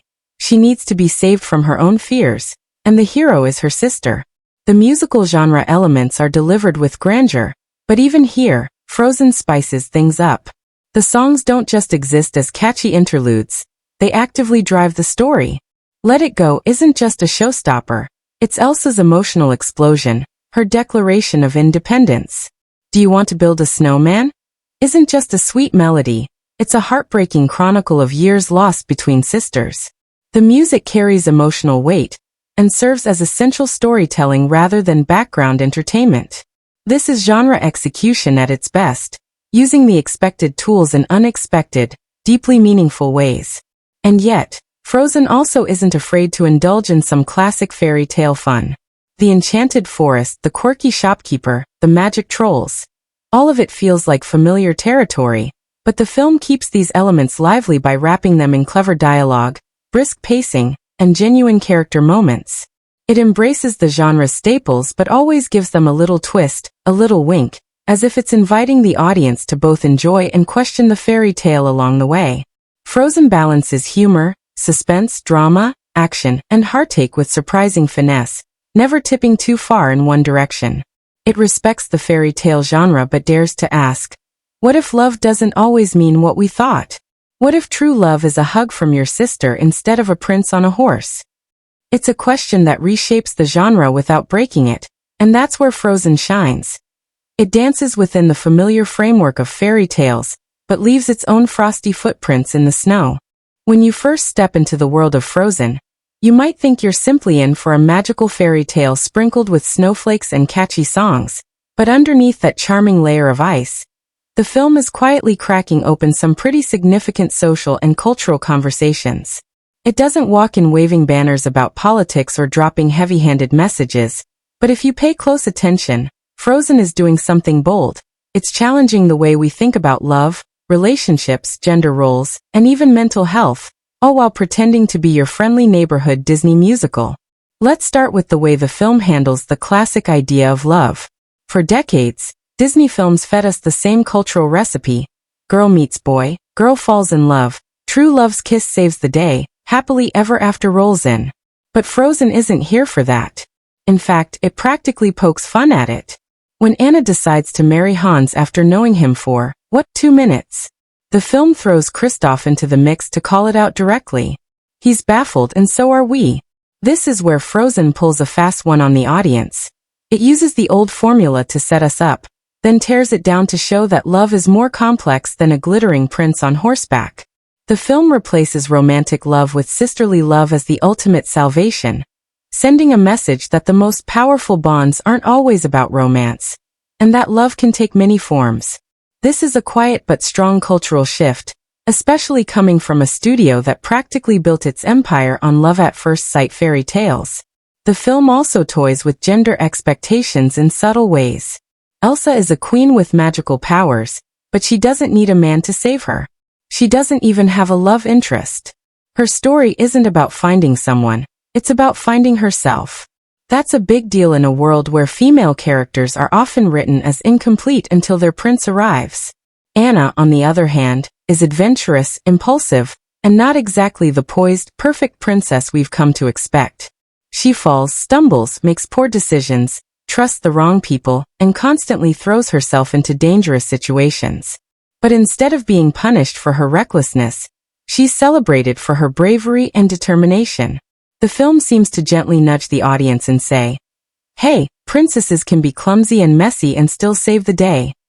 This isn't the old model of perfection. It's a step toward normalizing female characters who are flawed, funny, and fully human.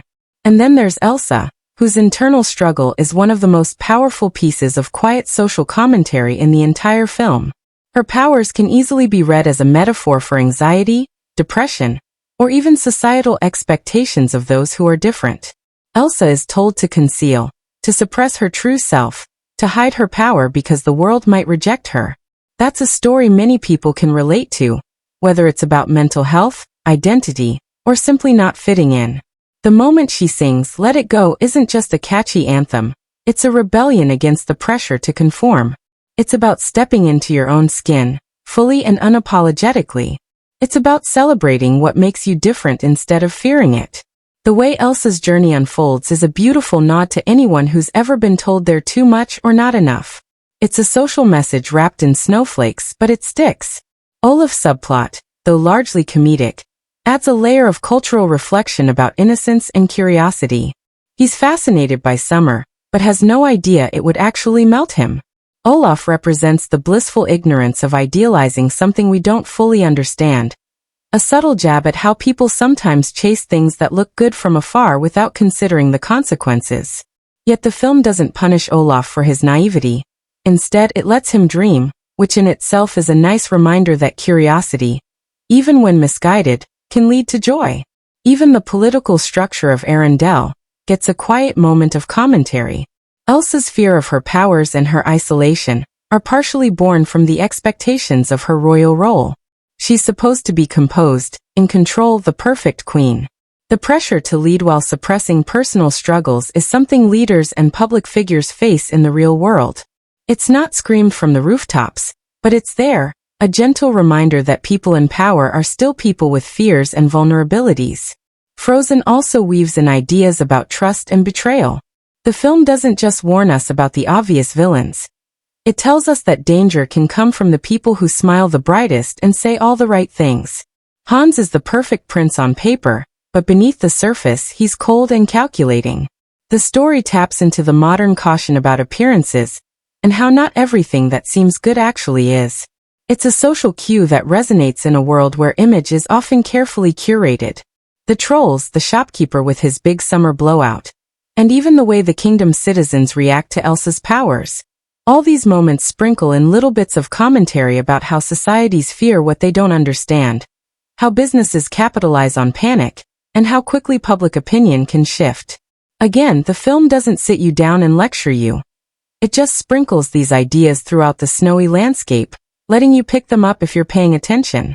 So Frozen may look like just another family-friendly fairy tale on the surface, but beneath all the snow and sparkle, it's nudging us to question old ideas, challenging us to rethink what true love means, and encouraging us to embrace our imperfections and differences.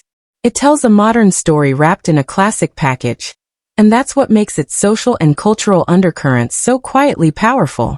When it comes to audience engagement, Frozen doesn't just ask you to sit back and watch. It pulls you into its world and dares you to feel everything. Right from the opening scenes, the film taps into emotions that are universally relatable. It doesn't matter if you're a child watching Anna and Elsa's snow-filled adventures with wide-eyed wonder, or an adult quietly realizing that Elsa's fear of her own powers hits a little too close to home. Frozen knows how to get under your skin in the best way. The film quickly becomes more than just entertainment. It wraps you up in its story like a cozy winter blanket, and then surprises you by making you laugh, ache, and cheer at all the right moments. Take the Let It Go sequence. This isn't just a song, it's a moment of pure cinematic electricity. The way Elsa's emotional release is matched by the soaring visuals, and the swelling music makes it nearly impossible not to feel something. It's not just Elsa's personal rebellion. It's a moment that pulls the audience in, urging everyone to shed their own fears and step into their truth, even if it's just for a few minutes. People sing it loudly in their cars, at parties, in classrooms, and it's not just because it's catchy. It's because the song gives people permission to be bold. That's the kind of emotional engagement that's rare. The audience didn't just like the moment, they took it home with them. The humor sprinkled throughout the film is another reason audiences stay hooked. Olaf's wide-eyed innocence, Kristoff's sarcasm, and Anna's wonderfully awkward energy keep the film light and accessible even as it tackles heavier themes. Olaf's dream of experiencing summer might seem like a running gag, but the sheer joy and cluelessness of his wish make audiences laugh every single time. These are not throwaway jokes. They're carefully crafted to pull people in and make them feel like part of the journey. The twist with Hans also hits hard. The audience is lulled into thinking he's the perfect prince, the guy who will save the day, but when his true motives are revealed, it genuinely shocks viewers, especially those used to the classic fairy tale formula. That betrayal stings. It catches people off guard, and it sparks conversation. For a family film, it's a gutsy move to challenge the audience's expectations like that. It adds depth and makes viewers reconsider what they thought they knew, which keeps them emotionally and mentally engaged even after the credits roll. The relationship between Anna and Elsa is the real emotional anchor of the film. It's not just about the magic or the grand adventures. It's about two sisters navigating love, fear, distance, and the weight of expectations. Audiences feel that bond deeply because it's built on genuine moments of conflict, sacrifice, and vulnerability.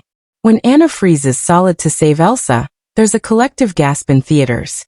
It's a heart-pounding, emotional gut punch, and it's a perfect example of how the film grips its viewers and refuses to let go.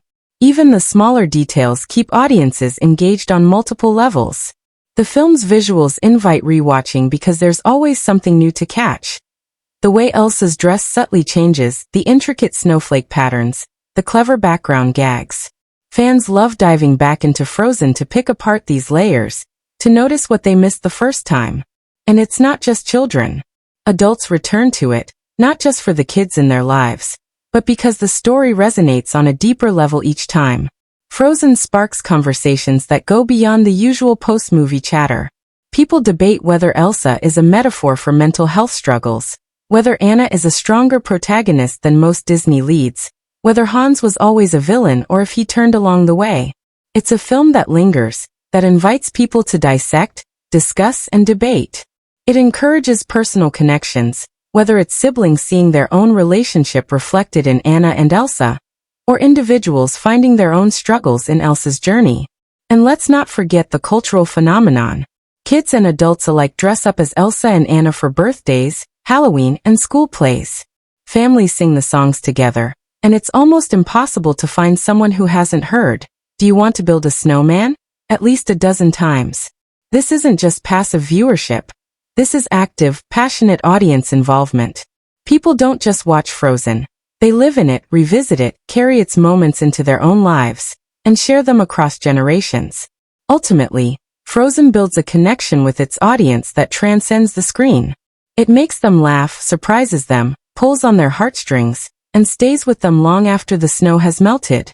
Whether it's the emotional depth, the humor, the unexpected twists, or the sheer power of its music, Frozen creates a space where audiences feel genuinely invited to experience, react, and return again and again. When you stack Frozen up against other animated films, especially those in the Disney catalog, it immediately carves out its own space while still tipping its hat to the classics. Disney has long been the master of the fairy tale formula. Damsels in distress, charming princes, and happily ever afters that are usually wrapped up with a neat little bow. But Frozen playfully takes that formula, tosses it in the air like a pile of snowflakes, and lets it fall in new, unexpected patterns. If you look back at films like Cinderella, Snow White, or even Sleeping Beauty, they're built on the foundation that romantic love is the ultimate prize, the key to saving the day, the goal worth chasing. Frozen smirks at that idea and says, "Not this time." Instead, it dares to make sisterly love the heart and soul of the story, something Disney rarely put front and center until this film. Compared to other Disney Renaissance hits like The Little Mermaid or Beauty and the Beast, Frozen feels like the cooler, more self-aware younger sibling. Ariel wanted to leave her world behind for love. Belle was drawn to romance wrapped in mystery. Anna, on the other hand, is wide-eyed and eager, yes, but her story isn't about chasing a man. It's about figuring out who she is, reconnecting with her sister, and learning that sometimes the people we think will save us aren't the ones we should trust. It takes those genre expectations and gently flips them, without losing the magic that made those earlier films beloved. When you compare Frozen to its fellow princess-era films like Tangled, you see interesting parallels and playful distinctions. Tangled introduced us to a feisty, locked-away heroine with magical hair, but Rapunzel still had Flynn Rider to anchor her story romantically. Anna's initial prince, Hans, seems like he's going to be that romantic anchor, until Frozen hits you with the twist that he's been playing everyone. That twist alone is a bold departure from not just Disney norms, but animated storytelling in general. It caught audiences completely off guard because up until that point, Disney had trained us to believe in love at first sight. Frozen laughs at that old trope and delivers a storyline where true love isn't found in a kiss from a prince. It's found in the selfless act of one sister saving another. When you line Frozen up against other wintry fantasy films, it also manages to stand tall. Take the Chronicles of Narnia. The Lion, the Witch and the Wardrobe. It has snow, it has magic, it has queens, but it leans into dark, heavy fantasy, where Frozen opts for emotional warmth and comedic levity, even when the stakes are high. Frozen doesn't get bogged down in grand battles or long, sprawling lore. It zooms in on the personal conflicts, the fear of hurting the people you love, the isolation that comes with being different, the desperate need for connection. Even though the setting is ice cold, the story is emotionally burning. When you compare Frozen to the broader world of animated musicals, like DreamWorks' Shrek, you see that both films love to toy with fairy tale expectations. But where Shrek is loud, irreverent, and constantly winking at the audience with its meta humor, Frozen plays its story straight, but inserts clever subversions within the narrative itself. It's like Shrek yells, "Look, I'm breaking the fairy tale," while Frozen simply walks a different path without having to shout about it. Even within Disney's more recent offerings like Moana, Frozen feels like it was the trailblazer that kicked the doors open. Both films focus on young women defining themselves outside of traditional princess tropes. Both films feature journeys of self-discovery and the rejection of easy, pre-packaged solutions.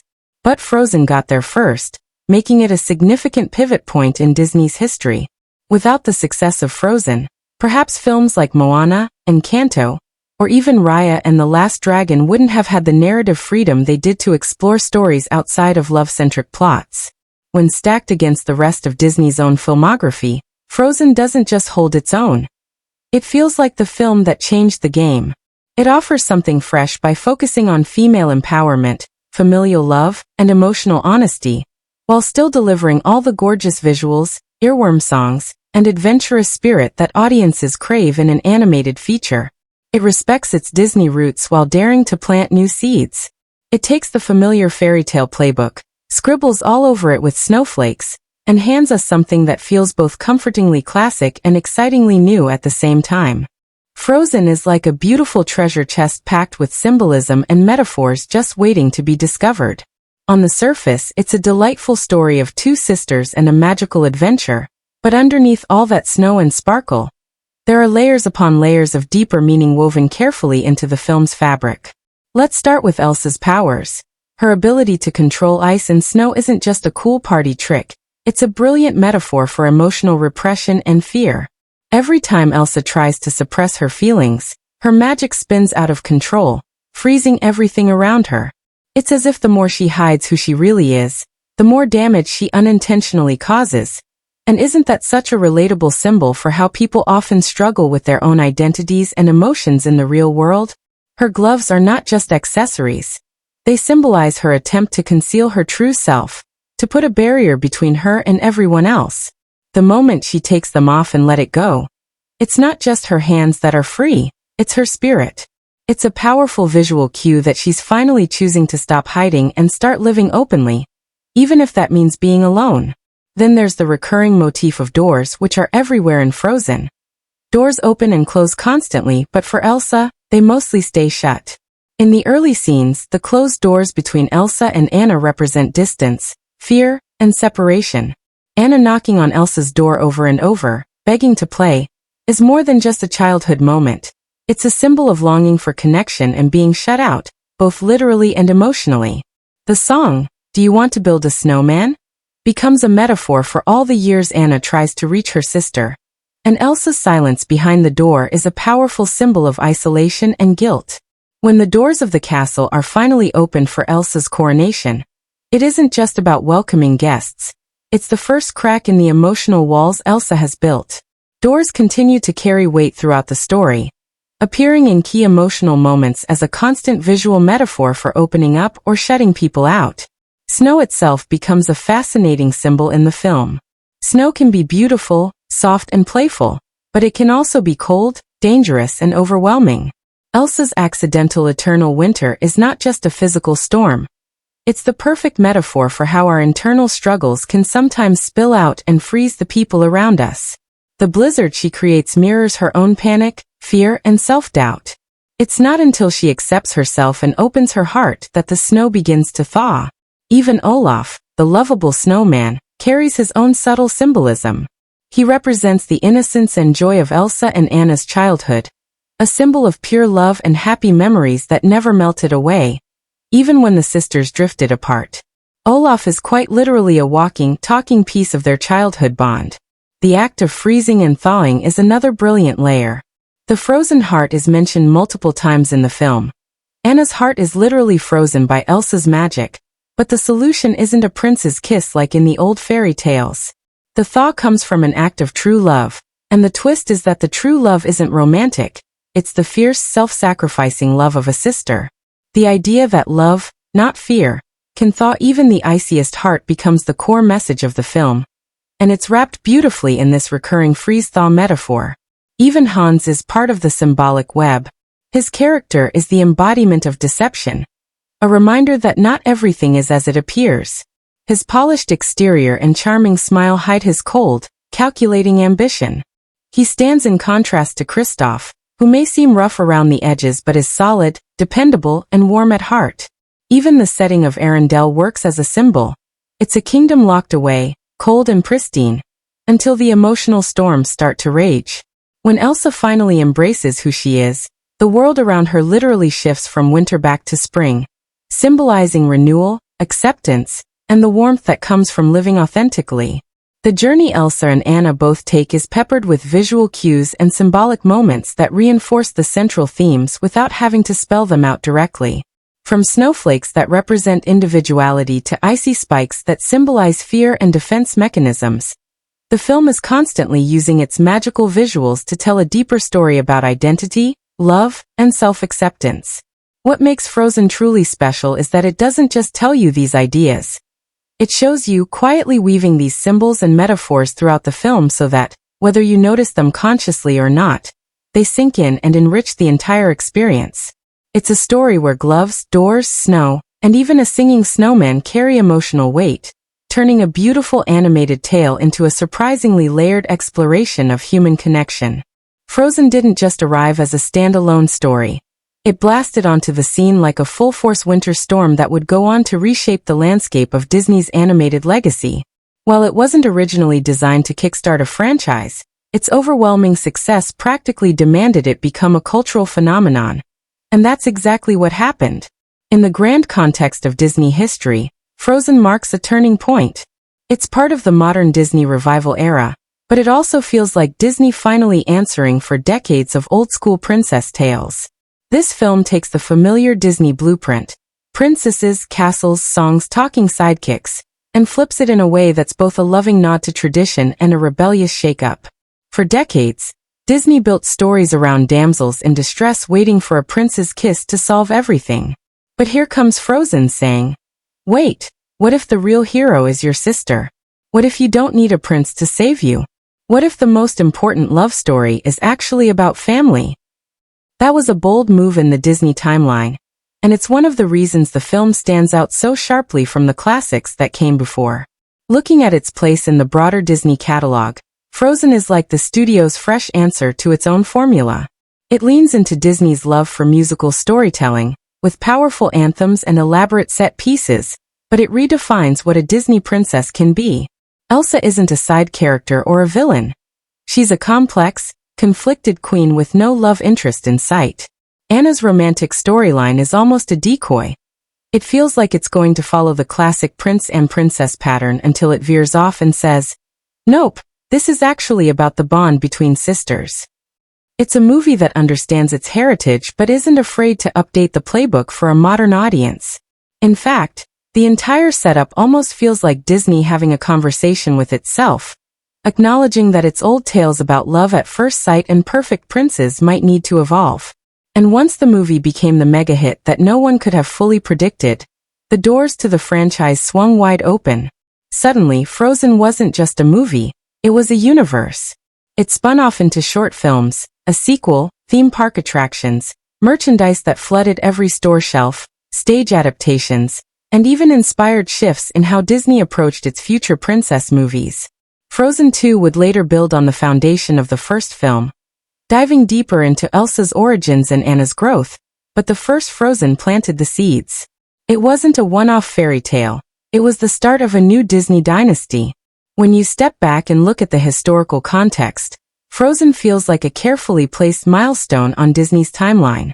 It came right after a string of big hits like Tangled and Wreck-It Ralph, but Frozen was the one that cracked open the door to a new era, where the studio could play with its own legacy and challenge the very tropes it made famous. It wasn't afraid to poke fun at the idea of love at first sight, or call out how quickly fairy tale romances usually move.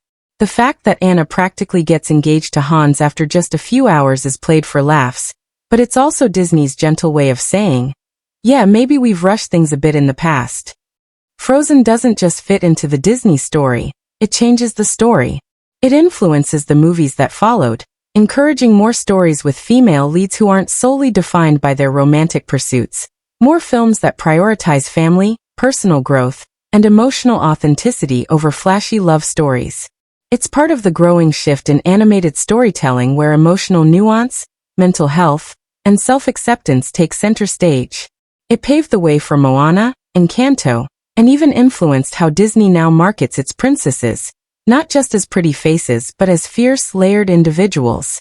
So when you watch Frozen, you're not just watching a magical story about two sisters in a snowy kingdom. You're witnessing a key chapter in the evolving history of one of the biggest storytelling empires in the world. It's a movie that wears its Disney crown with pride, but isn't afraid to shake the jewels loose and rearrange them into something that speaks to a new generation. When it comes to Frozen, we're talking about a movie that wasn't just a hit. It was a financial avalanche that swept through the box office and buried all expectations along the way. The film was made with an estimated production budget of around $150 million, which is fairly standard for a major Disney animated feature, especially one that's heavy on cutting-edge animation, elaborate set designs, and musical sequences that require top-tier production value. But what Disney did with that budget is truly something magical. Every dollar is right there on the screen. The quality of the animation, the intricate details of Elsa's ice palace, the seamless integration of musical numbers, and the richly textured landscapes of Arendelle all scream high production value. It doesn't feel like a film that cut corners or held back. The visuals sparkle, the sound design is immersive, and the characters move with a fluidity that shows just how much attention was poured into every frame. The investment was clearly meant to create a timeless spectacle, and Disney delivered on that front spectacularly. But here's where things get even more interesting. The box office performance of Frozen wasn't just successful, it was historic. The film exploded globally, raking in over $1.2 billion at the box office. This wasn't just a big number. It made Frozen the highest-grossing animated film at the time of its release, shattering previous records, and setting a new gold standard for what animated features could achieve. What's even more fascinating is how much of that success was fueled by word of mouth. Sure, Disney had its typical powerhouse marketing machine working overtime. Trailers, posters, merchandise, theme park tie-ins.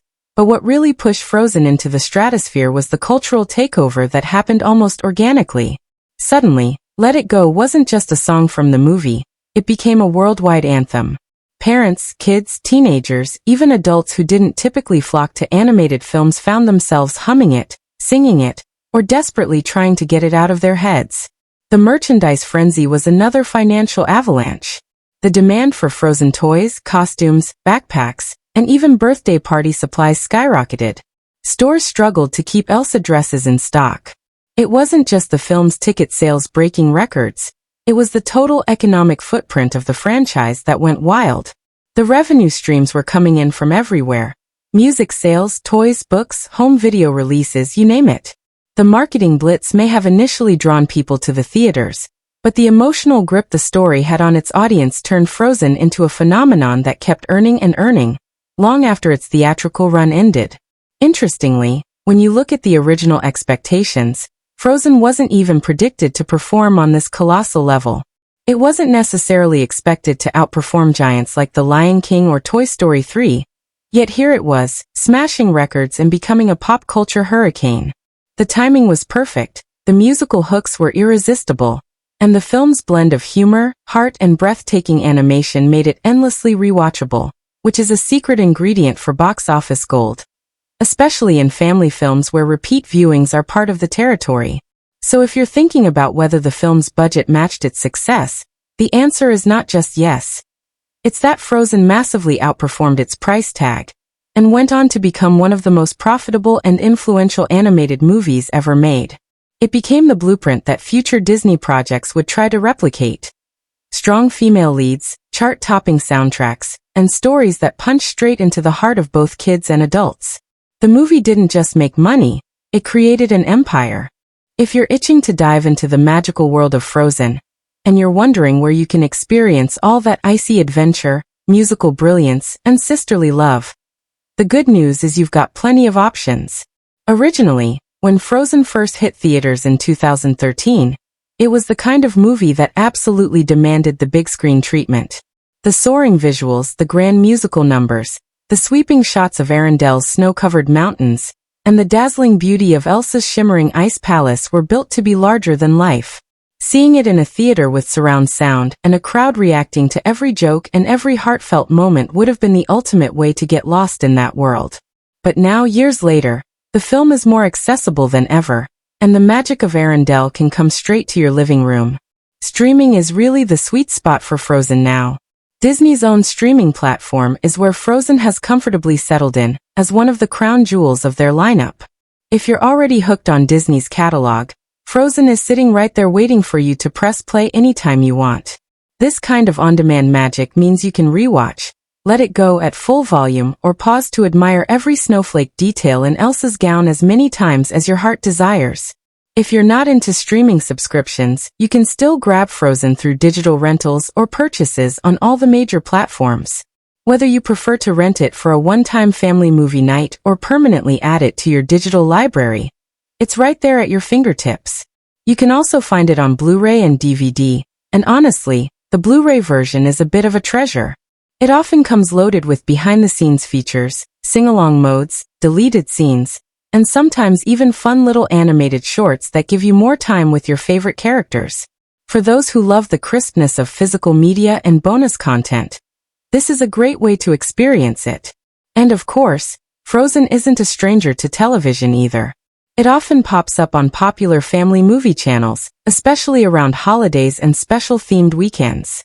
There's something cozy about stumbling upon it on TV and diving right into the story, whether you catch it from the beginning or just in time for Olaf's hilarious antics. No matter how you choose to watch it, whether you're streaming, renting, buying, or catching it on TV, the magic is fully intact. The music still hits, the visuals still dazzle, and the emotional beats still carry the same powerful punch. Watching it with a group makes it even more fun, whether that's with kids belting out the songs, friends appreciating the humor, or just revisiting it solo to soak in the adventure one more time. Wherever you find Frozen, you're guaranteed a front row seat to one of the most unforgettable journeys Disney has ever brought to life.